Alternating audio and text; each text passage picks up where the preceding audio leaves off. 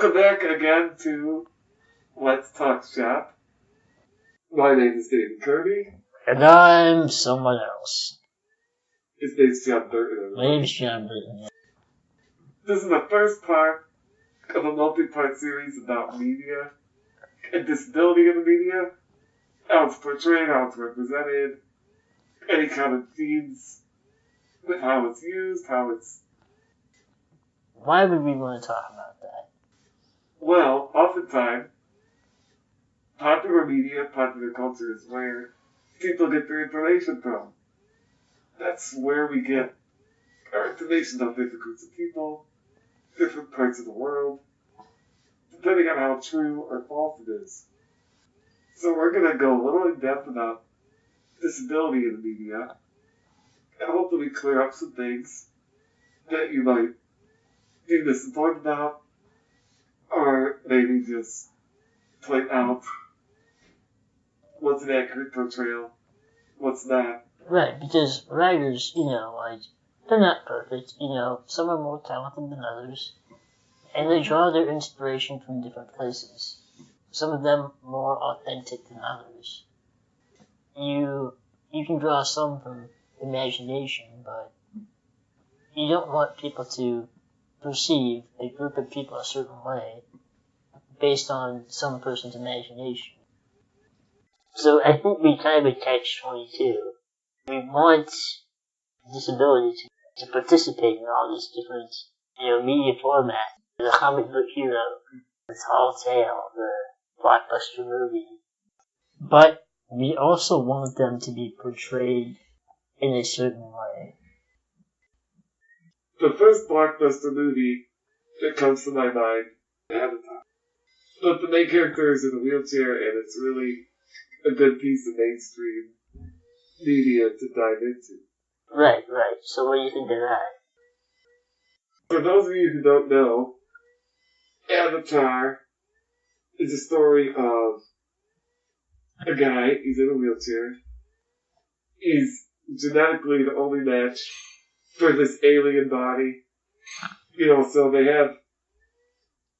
So let's back up. The story goes, we, people from Earth, humans, try to colonize this other planet of big blue aliens. And we're sort of sending in like our own sort of mole, like a mole agent into their people to get them to, to try to convince them to surrender or whatever. So they manufacture these avatars, which are like blank bodies that can link up to a real person. And the issue is that they have to be a genetic match. And this guy's twin brother had died, and he's the only one left that could do it. And he happens to be in a wheelchair. And this all sounds very weird to you. Just watch the movie, it makes sense. Anyway, he's in a wheelchair, but that isn't really the point of the movie. It doesn't really have an effect on the plot. The only time his disability has an effect on the plot is there's the part where he has to climb out of the avatar pod and get in his chair, and he's there's no air, and he falls out. Yeah. So it sort of shows that challenge in there, but it's not really the point of the movie. If it's not the focus of the movie, it's okay. You kind of have a bit more room for error. Depending on what genre the movie is or what it's going for. If it's going for exposition and a realistic story overall with realistic rules in the universe it's in, then you probably want realistic portrayal. Okay, so I guess you kind of have to look at it from the perspective of the audience. You have to say, what will the audience take away from this? And you have to kind of be able to forecast, is this image helping or hurting? And why? If a genre is trying to be a real-life drama. Yeah. Or if it's trying to be a big fantasy film like Avatar, you have to look at the portrayal of the disability through a different lens. It's one of those things, it's like, you know what a bad portrayal of disability is when you see it, but you can't always explain why it's bad, you know, or a good one. Well, let's try to draw that line somewhere. And it's complicated, it's harder than it sounds. One example that is a bit more in the realm of realistic fiction before we get into, like, the fantastic. Lieutenant Dan from Forrest Gump. Lieutenant Dan is like a general or lieutenant. He's a lieutenant, duh. Because his name's Lieutenant Dan. General Lieutenant Dan. He's a lieutenant in the army. And Forrest Gump, you know, he joins the army and leads him. So Lieutenant Dan is a very big military guy, comes from the military family. They even introduced that, like, every generation of his family has fought in an American war. And then their company is ambushed. He gets his legs blown off. Really had his heart set on dying out in the field like his father and grandfathers did. But Forrest Gump saves his life. So this character, sort of, he goes through a big arc. And it's even a realistic one. Like, at first he's a regularly functioning, typical person. Then he becomes disabled, becomes amputee. Yeah. You know, there's the one scene where Lieutenant Dan confronts Forrest and says, you know, I was Lieutenant Dan. You stole my destiny away from me. Because it was my destiny to die in the field. Or what's it? Die in battle? Is that better? I don't remember the exact phrasing, but yeah. Yeah. Something along those lines. And then Forrest Gump says something very simple, but very profound, and he says, you're still Lieutenant Dan. Yeah. Lieutenant Dan had his whole identity tied to being a good military, like a good soldier. Right. And now he's like, what do I do now? You know, and then... Yeah. Yeah, I mean, we could take a whole another episode and just, like, you know, how our identity's tied to who we are physically. And, you know, like, we have a whole series about that. But... Well, I feel like people with disabilities were to tie their identity to other traits more so. Right, but for someone like Lieutenant Dan, he has to make a transition now. Like, he's lived his whole life with one identity, and now he has to build kind of another. He's not going to be a war hero. You know, at least not in the way he wanted to be. So, he has to find something else. You know, and he struggles with that, and he goes to a pretty dark place later in the movie.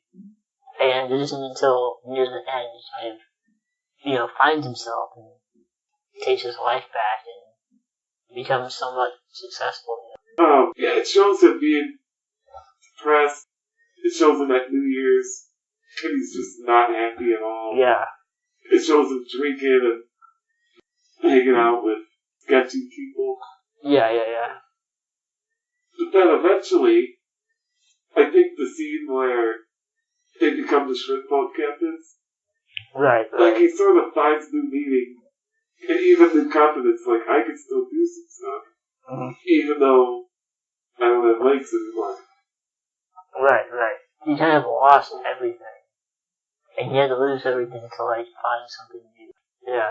But would you even say, like, at the end where he gets prosthetic legs, and he shows up to Forrest wedding, like, walking, and he has a cane, that's sort of, like, symbolic of now something, part of him was missing. But now he's found something new. So that's sort of very true to life, too, in that in the few quadriplegics we've known, you know, it's sort of the path that it takes, you know. Right. Yeah. You know, like, people have a certain identity. Becoming disabled sort of throws that out the window. Yeah, for those who acquire disabilities later in life, you know, sudden... I mean, I can't relate to, like, neither of us experience that. Yeah. You know, with MD, we kind of always have been in sort of this situation. Yeah. So there's never really been an adaptation. It's never really... Yeah. It wouldn't be very practical to put a lot of your sort of confidence or identity into a physical trait of some kind. Yeah. But other people struggle with that. So I think his arc is very realistic.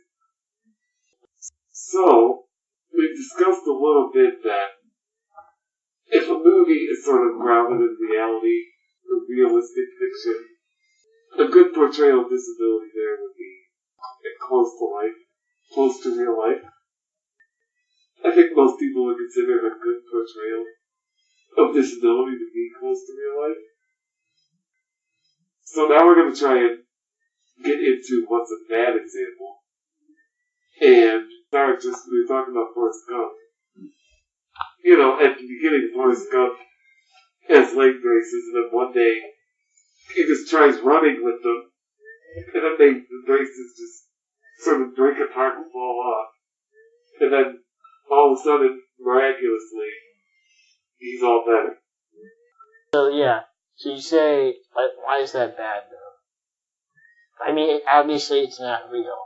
It's not accurate. Well, because it's just sort of, it's a cliche, I think, a movie cliche. Yeah. First of all, it's just, someone could get rid of their disability just because they try hard. Yeah, sure, force them. Which is the sort of movie cliche. Yeah. But also, it's not like it hasn't happened, but it's not the norm. Also, you don't want to misinform. Yeah. Especially in a movie which is otherwise realistic. Yeah, I mean, as realistic as Forrest Gump. I mean, there's no aliens, there's no super powers. Yeah, it's all possible. It's just not likely, you know. It's not straight. Anyway. It's not straight up fantasy, I would say. Well, what were some other examples we were talking about? Right, so in the movie Scent of a Woman, if you've seen it, it's Al Pacino. He's a Vietnam veteran who's blind, and the blindness doesn't really affect him very much at all. At least not physically. So he can walk around fine. He even, at one point he drives a car. I think that's very unrealistic. You know, there's some others that get in, like some emotional baggage with how he's blind, and what if he had done something else? Again, though, I think we're still in pretty non-fantasy territory there. Yeah. So, like, I mean, when you say, okay, it's not realistic, okay, well, let's take a fantasy character. The blind person, like Daredevil. Yeah, Daredevil. So, for those of you who aren't familiar, Daredevil is a warrior character. So, he's also a superhero, but by day he's a warrior, by night he's a superhero. And the gimmick there is that he's blind. So during the day he goes through his day, he's blind. He doesn't see stuff, he needs help. You know, he needs people to tell him where things are, he needs some of those sticks to walk with. You know, the gimmick is that because he lost his sight, his other senses are amplified, so he can hear really well, he can smell really well. Like, his sense of touch gives him good balance and stuff. That's kind of a stretch. You know, how does that stack up? Yeah. You know. So, you know, I hate to be the bearer of bad news, but a blind person does not get superhuman senses. Right, but does that place a harmful stereotype on blind people? Harmful? Maybe not. Right. But, you know, it's still misinformation. Right, but it's, you know, you have to consider the genre here. You know, do people look to comic books for, you know, news and social, you know? I mean, it's not that comics, graphic novels can't have, you know, they can't be socially intuitive, but, you know, it's not like people look to them for scientific accuracy, you know? Right. Like we were saying, the genre really matters. in what type of portrayal disability Yeah. it is. So instead of the one that I'd say probably it's not very good because it's not.